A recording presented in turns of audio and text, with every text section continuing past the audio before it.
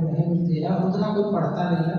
लेकिन मुझे आज भी याद है कि मैं पूरा शुरू से अंत तक एक एक पंक्ति पढ़ गया, और मुझे आज भी याद है कि हमारा, मुझे लगता है 7-8-10 साल की बात है, लेकिन वो है उनको पढ़ना सुनना, ये हमारे लिए शहरवासियों के लिए। और इस विषय पर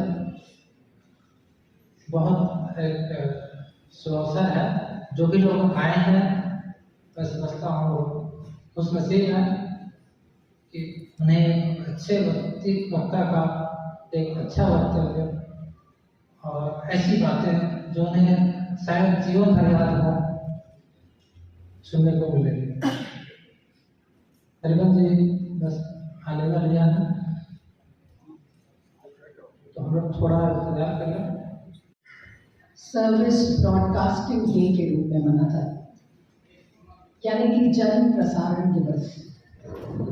ये जन प्रसारण दिवस, इसका औचित्य ये और भी सुखद है, क्योंकि आज ही का दिन था जब महात्मा गांधी ने आकाशवाणी में पहली बार अपने कदम रखे थे।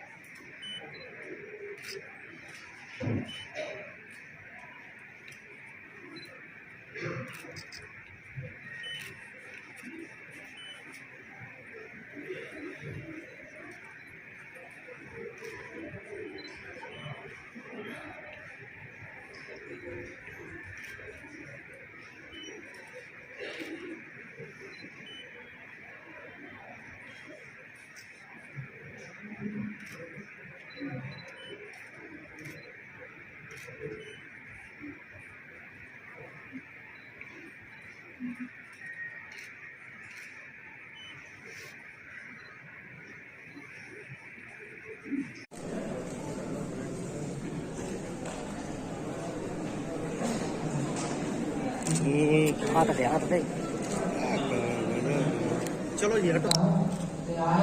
मन समाने और कार्यक्रम का प्रारंभ करें।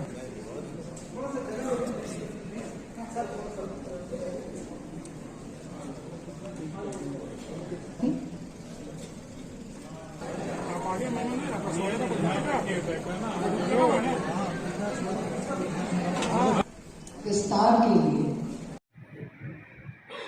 श्री विजय आनंद मुनका जी चैम्बर के अध्यक्ष, श्री राजकुमार सिंह जी पूर्व चेयरमैन जिला परिषद, मेरे वरिष्ठ और जिनके विचार बीच बीच में हमें बहुत मिलते हैं पढ़ने को, भाई रविंद्रनाथ चौबे जी, अनुज, और जिसके साथ मुझे भी काम करने का मौका मिला वह संजय मिश्र, श्री वेश पाठक जी, आनंद म्यूजिक संपादक, आनंद के साथ भी मुझे काम करने का मौका मिला है, सुनील अग्रवाल संपादक सात भारत, ऐसे हमारे नौजवान छात्र और आप में से मौजूद लोग सीधे सवाल पूछिए। सवाल लिख करके विषय जो है उस पर आप पूछेंगे, जो भी वैसे पूछना चाहे, लेकिन मेरा अनुरोध होगा अगर विषय पर जानना चाहे तो मैं सीधे जवाब देना चाहूंगा, बजाय एक ट्रेडिशनल फॉर्मेट बना हुआ है, मैं आऊं और कुछ बयान दूं, वक्तव्य दूं, आप सुने और फिर बातचीत खत्म हो। तो मेरा आग्रह होगा कि अगर आप पूछना चाहें तो लिखित रूप से अपने सवाल भेज दें, तब तक मैं बहुत संक्षेप में कुछ चीजें आपके साथ शेयर करता हूँ। आपके जो भी सवाल आएंगे मैं उसके बारे में जो मेरा सामर्थ्य और मेरी समझ है, स्टेट्समैन अखबार था, पायनियर अखबार था, टाइम्स ऑफ इंडिया, अनेक अखबार थे जो मुख्यधारा के अखबार माने जाते, पर जिन लोगों ने अपनी छाप छोड़ी, जिसको फख्र के साथ आप कहते हैं कि वह आजादी की लड़ाई के दौरान की पत्रकारिता थी, जिसने नया मापदंड और प्रतिमान बनाया, वैसी याद नहीं है तो याद रखिए, इसे अच्छी तरह समझने के लिए फर्क कर लीजिएगा कि मुख्यधारा की पत्रकारिता उस वक्त भी ऐसी ही थी जैसी आज की पत्रकारिता जिस स्वरूप, पर जिन लोगों ने निजी उद्यम से, जिन लोगों ने अपने कन्विक्शन के तहत, अपने विचारों के तहत जो नई लकीर खींचना चाहते थे, उन लोगों ने जो पत्रकारिता की धारा बनाई उस पर हम आज बात करते हैं। ये दोनों के बीच आप फर्क है। मैं इस विषय पर दक्षिण अफ्रीका में भी 4 भाषाओं में लिखा,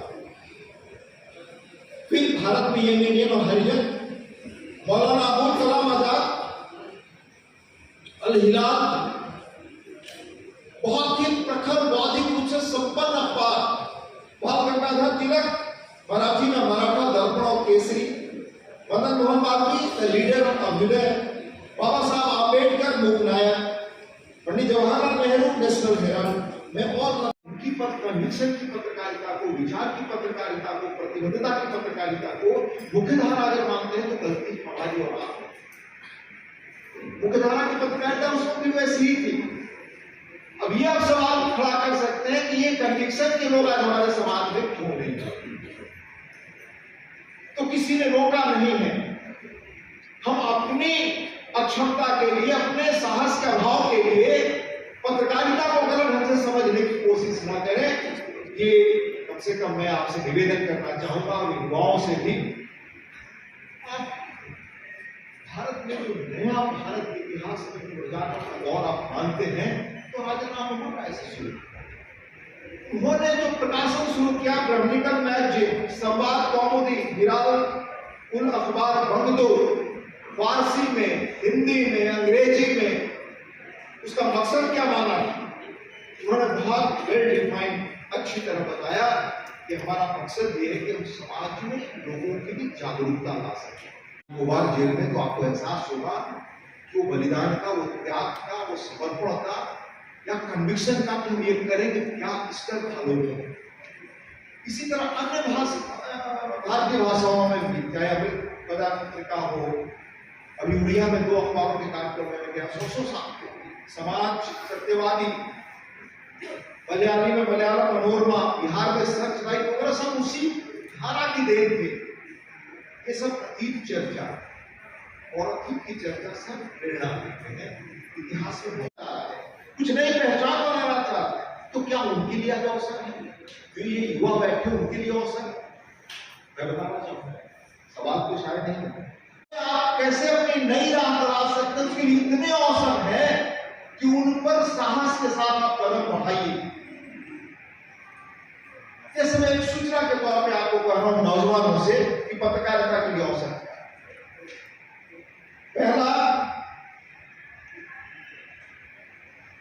मौसम और जलवायु की जो स्थिति है उससे पूरी दुनिया खतरे की स्थिति में पहुंच गई है। और ये मैं नहीं कह रहा, ये दुनिया में अपने समय के जो सबसे बड़े वैज्ञानिकों में हुए उन लोगों ने कहा। स्टीफन हॉकिंग का नाम आपने सुना होगा।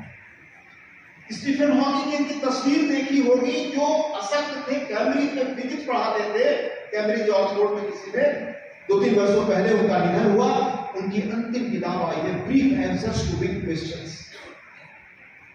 जरूर पढ़िए, हर इंसान को पढ़ना चाहिए। और वो धरती की, आसपास की विश्वसनीय चीजें जिसे साफ बने वो आपको देनी पड़ती है। उसी तरह से ये जो सवाल है हमारे सामने कि जिसे दुनिया पर संकट है, अगर आप इन पर खबर नहीं डालते, इन पर सूचनाएं नहीं देते, इन पर लोगों को एजुकेट नहीं करते, तो निश्चित मानिए कि आप भविष्य में कोई नई लकीर नहीं खींच पाएंगे। यह काम तो आज की तारीख में मौजूदा प्रिंट मीडिया को भी करना चाहिए और निश्चित रूप से मैं मानता हूं वो अपने दायरे में कर भी रहे होंगे, पर बहुत फोकस तरीके से इस पर काम करने की जरूरत है। दूसरा, इस दौर में, टेक्नोलॉजी के दौर में 2 ही चीजें भविष्य तय करने वाली हैं और खासतौर से नौजवानों की, टेक्नोलॉजी और इकोनॉमी। आपकी अर्थव्यवस्था कैसे और टेक्नोलॉजी दुनिया में कहां जा रही है, किधर इंसान को ले जा रही है। एक दौर था जब विचारों से दुनिया बदली। मनुष्य का इतिहास देखिए, फ्रांस की क्रांति से लेकर के और जहां आज हम खड़े हैं, इससे 30 वर्ष पहले तक विचारों ने दुनिया को बदला। कभी मार्क्स आए, कभी उसके पहले फ्रांस में क्रांति, वो विचारक आए, वोल्टेयर वगैरह, लेनिन वगैरह आए, गांधी आए, जिनका दुनिया पर असर पड़ा। हम सहमत हो दूसरी बात है, पर 80 और 90 के बाद टेक्नोलॉजी दुनिया को बदल रही है। इसलिए कन्विक्शन हमेशा, चाहे विचारों का कन्विक्शन, जीवन का कन्विक्शन हो, या अपने जो आप अपने जीवन में पेशा अपनाते हैं उसका कन्विक्शन हो, कोई एक नया रास्ता वो देता है। वर्तमान में पत्रकारिता पर नहीं है। पत्रकारिता को हम वो स्तर दें तो मेरा अनुभव है कि पत्रकारिता अपने आप अपनी जगह पर आती है। मैं अपने अनुभव से आपको कह सकता हूं, मैंने पत्रकारिता शुरू की अपने समय के सबसे बड़े समूह से, times of India group Mumbai से। धर्मियों का 7 लाख प्रकाशन लगभग 6 लाख प्रति सप्ताह होता था। उसके बाद रविवार, फिर जिस अखबार में हम लोगों ने काम शुरू किया वो 250 कॉपी बिकती थी, अविभाजित बिहार किसी राज्य में। और कोई साधन, कोई सुविधा नहीं थी कि हम प्रचार कर सके, प्रसार कर सके। बहुत अभावों में इस शहर से भी कोई कल्पना कर सकता है कि वो बिल्कुल जिसे आप कहते हैं ना, टेंट लगते हैं, टेंट लगाकर कोई मशीन लगाई जाए और अखबार निकाला जाए। और भी अखबार सबसे आउटडेटेड मशीन से, और हमारे इन साथियों ने निकाला तो कोई बैठे हुए थे। कंटेंट, विषय आपका कन्विक्शन नहीं रहा बनाता है। और जब भी आप प्रयास करें तो प्रकृति में ये ताकत है, ईमानदारी से एक कदम आप आगे बढ़ाते हैं, 4 नए रास्ते खुलते हैं। मुक्तिबोध की बड़ी मशहूर कविता है, एक पांव रखता हूं 1000 रास्ते खुल पड़ते हैं। तो एक पांव बढ़ाने का साहस करिए, अवसर बहुत है आपके लिए। बड़ा गहरा हार नहीं, कोई किसी के बारे में कुछ भी कहने को स्वतंत्र है। वो समाज चल नहीं सकता, वो अराजकता पैदा करेगा। दुनिया में ऐसा कहीं नहीं हुआ है। मैं पश्चिम की हाल की पुस्तकों को मैं कोट करके आपको बताऊं, जो अपने यहां समाज को चेता रहे हैं। और ये तो निजी गपशप और चैट के लिए सब प्लेटफॉर्म्स बने थे, उसका जिस रूप में बड़ा गहरा हार नहीं। कोई किसी के बारे में कुछ भी कहने को स्वतंत्र है। वो समाज चल नहीं सकता, वो अराजकता पैदा करेगा। दुनिया में ऐसा कहीं नहीं हुआ है। मैं पश्चिम की हाल की पुस्तकों को मैं कोट करके आपको बताऊं, जो अपने यहां समाज को चेता रहे हैं। और ये तो निजी गपशप और चैट के लिए सब प्लेटफॉर्म्स बने थे, उसका जिस रूप में, वो संख्या भी नहीं बताओ, 1/3 से अधिक नौजवान हमारे हैं जिनको आगे ले जाने की जरूरत है। हम सालों भर चुनाव में फंसे रहे, डेवलपमेंट के काम पर हमारा असर न पड़े। तो पहले भारत अविकसित एक रूप में था, कमजोर था, गरीब था, 80 तक हम मानते हैं या 70 तक। तब तो 65 तक एक साथ ही सारे चुनाव हो। आज क्यों नहीं? सारे राजनीतिक दलों से पूछना क्यों खर्च हो बार नीचे से ऊपर तक विकास काम क्यों रुके? पर यह सवाल पूछने का, शासन प्रणाली का मैं आपको बताऊं, 1.5 वर्ष पुराने कानून आज क्या कोई अध्ययन करके निकालता है आपको कि कितने कानून हमारे जीवन को, चाहे सीआरपीसी का एक्ट हो या बाकी अन्य चीजों के, 100 वर्ष पुराने? कुछ दिनों के अंदर 14 के बाद 1500 कानून संसद ने खारिज किया, पुराने कानून। अभी अनेक कानून है, राज्यों में अलग कानून है।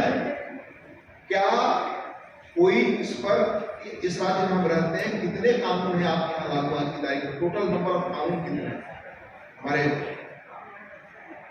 वकालत के जाने वाले लोग हैं, उनसे भी पूछिएगा, शायद जिनको भी बताने में दिक्कत हो। टोटल कानून है कितने भाई, जिससे हमारा राज्य चलता है, आपका हमारा जीवन नियंत्रित होता है, उसमें कितने कानून आउटडेटेड हो गए हैं?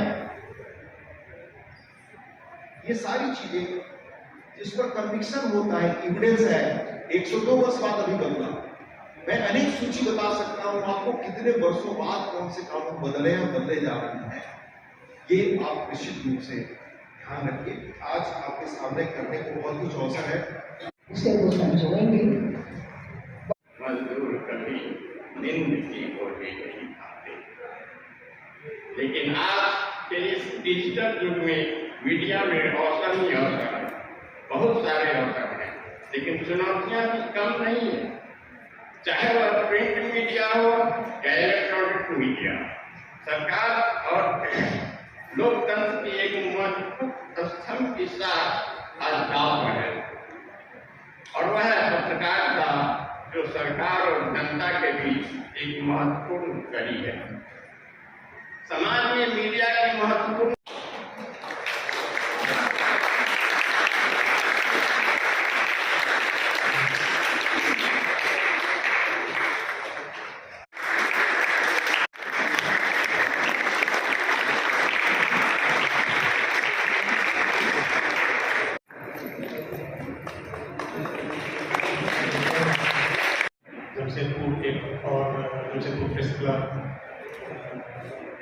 कार्यक्रम का दबाव बना यूनिवर्सिटी से रूबरू करवाया।